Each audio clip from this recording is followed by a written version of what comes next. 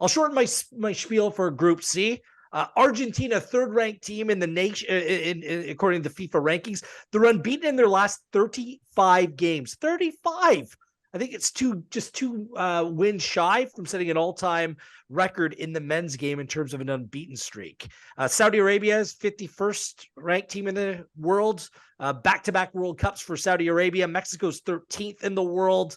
Man, they really struggled in World Cup qualifying despite finishing level on points with Canada. They did not beat Canada or the United States in World Cup qualifying as they continue to transition their squad. In Poland, are back at the World Cup, 26th ranked team in the world, finished 5 points back of England in their group and got through after getting a bye because we were supposed to play Russia in the playoffs and went on to beat Sweden 2-0. Does Lewandowski break out at this World Cup? Because that certainly wasn't the story in 2018. Minus 258 for Argentina to win the group, plus 35.68 for Saudi Arabia, plus 526 for Mexico, and plus 526, the exact same for Poland. Let's switch things up. Andrew Beasley, I'll come to you first this time.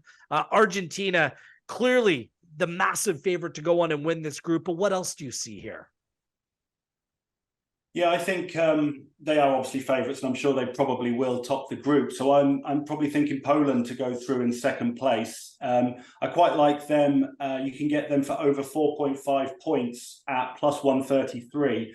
You have to assume they'll beat Saudi Arabia, and their final game is against Argentina, who may have already qualified by that point, which would give Poland a better chance of getting a decent result from that. Argentina and Poland to go through is available at plus 120.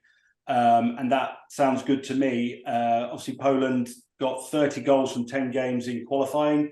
There's the San Marino factor in that, granted, but they do score quite a lot of goals, whereas Mexico only got 17 in their 14 games, perhaps against tougher teams, but they didn't score many goals. So I think Poland will have the edge over Mexico for second spot in that group, but obviously they play each other in the first game, and that could well be almost a deciding factor for who goes through.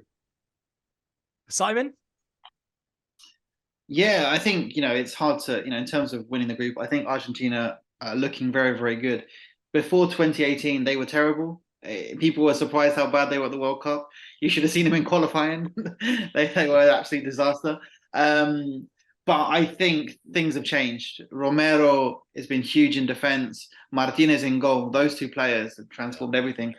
The one thing for Argentina, Otamendi. Otamendi still playing at centre back, and he's been doing well. And he brings tenacity, and he's a strong personality. But he's going to make a mistake at this World Cup. He's going to give away a penalty, or he's going to give away the ball. And whether that costs Argentina or not, that's my strong prediction for Argentina. Otamendi does he absolutely start for this Argentina side, Simon? Like Lisandro Martinez has played a role in this Argentina team as well. Is it automatic? It still feels like it probably is. I just don't think they've played Romero and Martinez enough together. Otamendi still has that leadership role. But I think he's doing well. Again, I don't want to knock his performances at club form this year, but it feels as though the more he loses a bit of pace, he adds a bit of aggression, and it's a bit of a disaster for waiting to happen, I think. So we'll see. And also Lo Celso is a bit of a miss as well, I think, in midfield. He kind of knits together, links really well with Messi, so that's a bit of a miss. But that aside, it's a team that's incredibly united, incredibly motivated, confident. Messi trusts his teammates, which is a huge step forward. He no longer drops to his penalty area to pick the ball up and try to do everything himself. He trusts players to find him in areas where he can make a bigger impact, which, given he's a couple of years older, is really important. So, look, this Argentina team's great. They're in a really, really good run of form.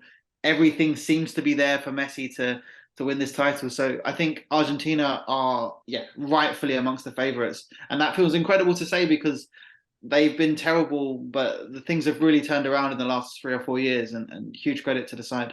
They've conceded just 2 goals in their last 14 games, Argentina. That's pretty incredible how good they are defensively. Jake, do you have an angle here? Do you have a perspective? I Not really. No, I have the same kind of notion as Andrew in terms of the Argentina-Poland dual forecast. Yeah, I think everything Simon said there, just all the data represents how Argentina have kind of transformed over the last couple of years. And I guess it started with a really strong defensive platform. They've conceding very few goals, conceding few chances. Whenever you've got Messi in your team, you're always going to have a chance. You're always going to create plenty of chances.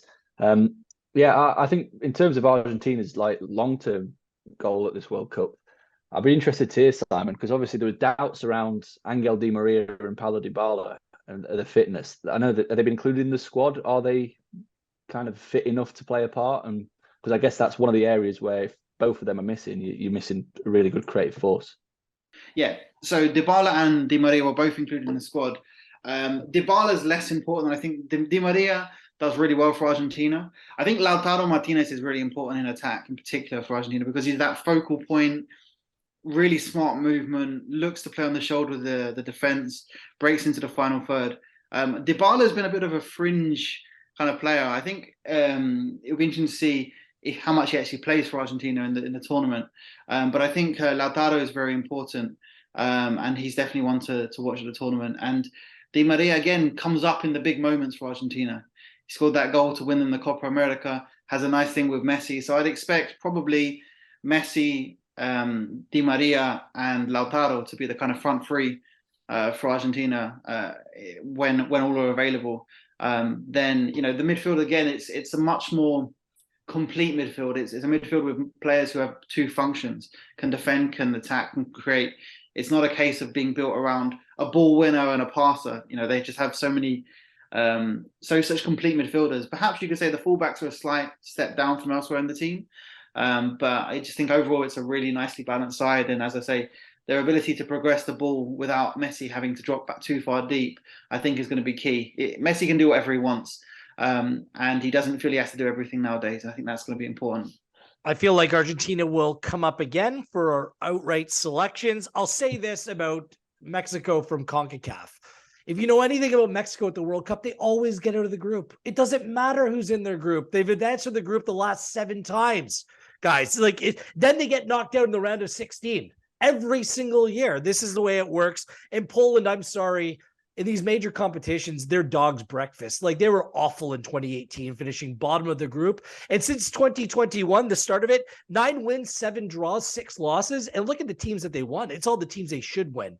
They don't come out and beat the teams that are actually competitive in recent times. I have some serious questions about Poland. Mexico, -106. Perhaps I'm here in CONCACAF. I need to back them, and I will. Mexico to get out of the group at -106.